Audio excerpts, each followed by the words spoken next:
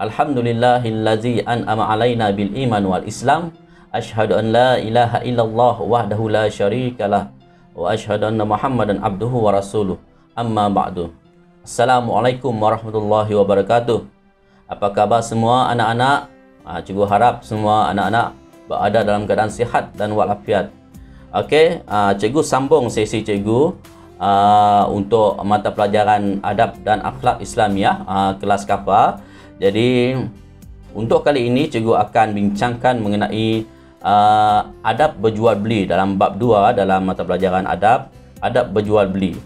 Okey, terlebih dahulu kita kena tahu apa maksud berjual beli.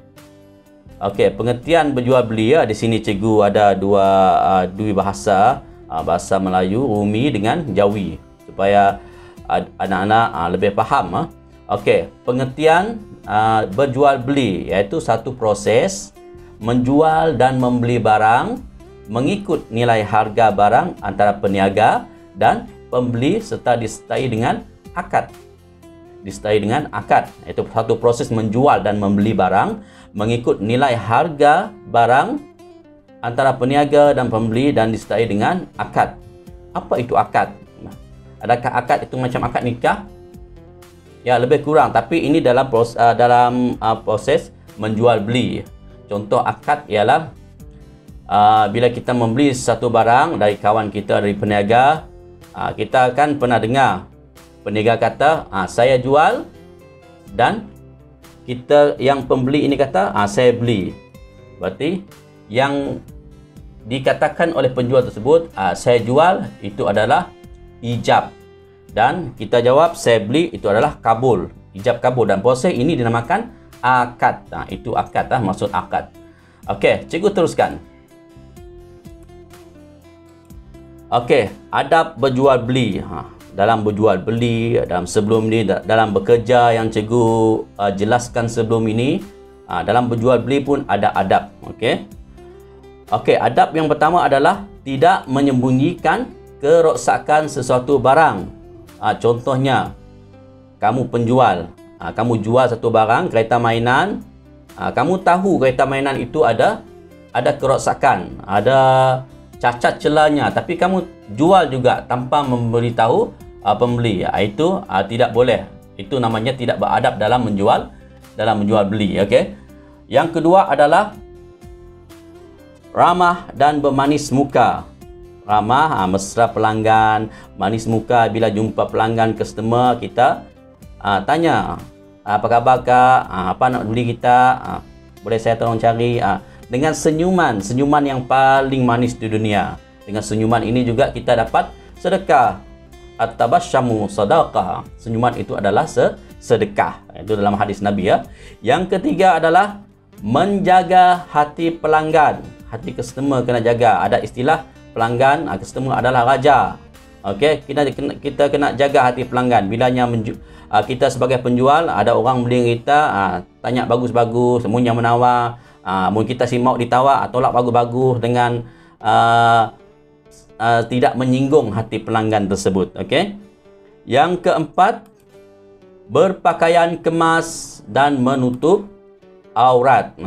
Kita sebagai penjual, kalau kita sebagai penjual, businesswoman atau businessman, kita peniaga, kita kena berpakaian yang kemas, smart, dan yang penting sekali bila kita seorang yang Muslim, seorang Islam, kena menutup aurat, itu kena dijaga. Yang kelima. Okey, tidak menipu dalam timbangan. Bila kita berjual, contoh buah-buahan, tidak pembeli hendak membeli sekilo kah, tapi kita timbang tanpa dilihat oleh pembeli tersebut, kita timbang tidak sampai sekilo, itu menipu dalam timbangan. Itu tidak boleh, berdosa dalam Islam bila kita menipu dalam timbangan. Okey, seterusnya, tiada unsur riba. Unsur riba itu macam mana? Apa itu riba? Itu kena tahu dulu. Riba itu contoh macam ni. Cikgu berhutang pada awak, contoh pada Danish, cikgu berhutang pada Danish. Jadi cikgu berhutang 1000. Jadi Danish kata dalam tempoh tu mun cikgu si membayar hutang, cikgu terpaksa membayar 1,500.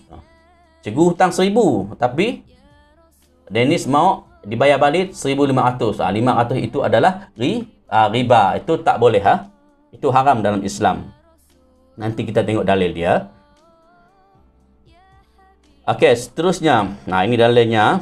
Firman Allah dalam Al-Quran surah Al-Baqarah ayat 275.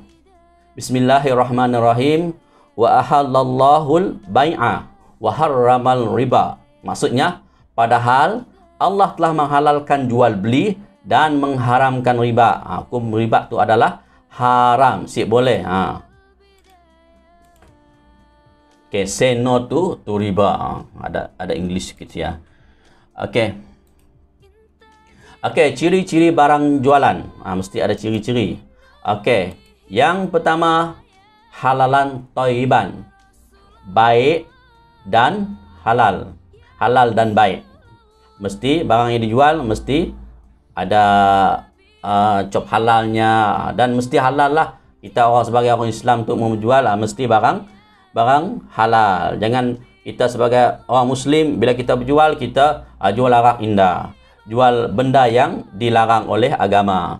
Yang kedua, barang yang berkualiti. Contoh bila kita jual buah tadi, jual buah, bisa buahnya dah lama, dah buruk dah, jangan dijual lagi, buang aja. Jangan menjual barang yang tidak berkualiti, okey? Dan seterusnya yang ketiga, tidak luput tarikh. Tarikh expired mesti ada, mesti kita sebagai peniaga mesti melihat tarikh expired tersebut. Jangan kita dah nak dekat-dekat expired, kita jual juga. Okey, itu tak boleh Okey. Menjual bukan menjual barang curi. Barang curi saya boleh jual. Kita tahu benda yang curi, jangan dijual. Barang yang tidak rosak, contoh buah tadilah, buah dah rosak, dah buruk dah, buang aja. Dan ada tanda harga, mesti letak tanda harga baru orang pembeli tahu yang ni berapa harga, yang ni berapa harga sekilo, setengah kilonya berapa. Mereka dapat menilai nak beli setengah kilo kah, nak beli sekilo kah. Itu kegunaan tanda harga tu, ikut bajet pembeli. Okey, cikgu teruskan. Okey, yang kelima, akibat tidak beradab dalam berjual beli. Ada akibatnya. Okey, yang pertama sekali, pelanggan hilang kepercayaan. Bila kita berjual beli, kita sekali dah menipu pelanggan, pelanggan si percaya lagi dengan kita, dia pergi kedai lain, kedai yang lebih bagus, ada penjualnya jujur, mereka akan pergi ke situ, harganya murah, berpatutan, berkualiti. Okey, yang kedua adalah rezeki tidak berkat. Bila kita menipu, walaupun banyak untung kita, banyak apa yang kita duit, rezeki kita dapat tu, tapi tidak berkat. Oleh kerana apa? Oleh kerana kita tidak beradab dalam berjual beli. Yang ketiga, berlaku penipuan. Ini sering pada peniaga yang tidak beradab, berlaku penipuan ni dah macam biasa padanya. Okey. Seterusnya, jualan tidak mendapat sambutan. Bila pelanggan dah ada, pelanggan dah lari, kedai kita jadi sunyi. Jadi tak ada pelanggan yang datang sebab kita menipu tu adalah menipu, menjual barang yang tidak berkualiti, yang rosak, yang dah expired dijual. Dan yang kelima, tidak disukai oleh Allah Subhanahu Wa Taala. Semua benda tu, benda yang tidak beradab dalam jual beli tu, sudah pastinya Allah Subhanahu Wa Taala tidak suka akan sikap perkara tersebut. Okey, cikgu teruskan. Hikmah beradab dalam berjual beli. Okey. Okey, yang pertama kita tengok dulu. Yang pertama, ekonomi bertambah maju. Bila kita beradab dalam berjual beli, ekonomi kita semakin naik dan itu akan menyumbang pada ekonomi negara juga. Yang kedua, tiada penipuan. Ini seringkali cikgu sebut tadi, tiada hikmah bila kita beradab, penipuan itu kita tak akan lakukan.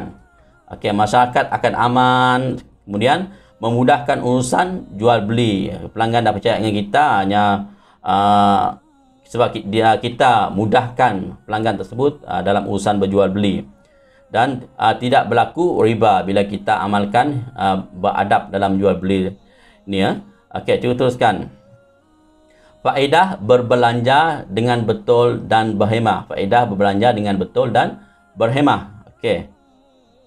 Pertama sekali, senaraikan keperluan barang yang hendak dibeli ya. Biasa kita tengok mak kita, ayah kita bila pergi pasar, bila pergi kedai, pergi mall, Maidin ke, dia senaraikan apa yang nak dibeli. Nombor 1 apa, checklist lah. Nombor 2 apa, gula 1 kilo, tepung 2 kilo, minyak 3 kilo. Contohnya, bila dah ada tik, bila dah masuk bakul mall shopping kita, tik. Berarti kita asyik lari daripada bajet kita ya. Tu bajet kita, checklist kita, benda tu kena beli ya. Senaraikan keperluan barang yang hendak dibeli bila kita berbelanja dengan betul.